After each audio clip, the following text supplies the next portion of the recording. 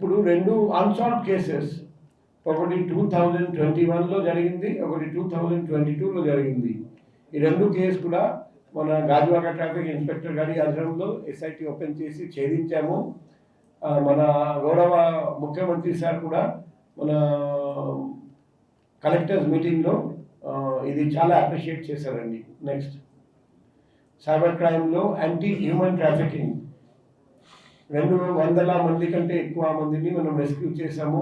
చాలామంది పోతూ ఉంటే వైజాగ్ ఎయిర్పోర్ట్లోనే ఆపేశాము, చేసి సేవ్ చేశాము.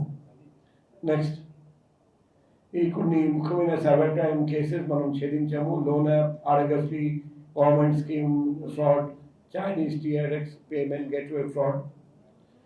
నెక్స్ట్, ట్రాఫిక్లో స్పెషల్ డ్రైవ్ వల్ల అండ్ డ్రైవింగ్ లైసెన్స్ సీజ్ చేయడం వల్ల అండ్ 181 మోడిఫైడ్ సైలెన్సర్ సీజ్ చేసి క్రాస్ చేయడం వల్ల పరిస్థితి చాలా వరకు ఇంప్రూవ్ అయింది.